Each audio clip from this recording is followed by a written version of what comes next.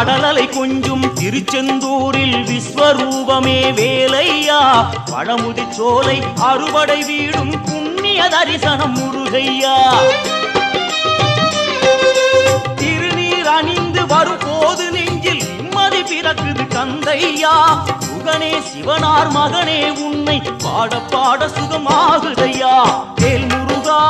அரோகரா அரோகரா வேல் முருகா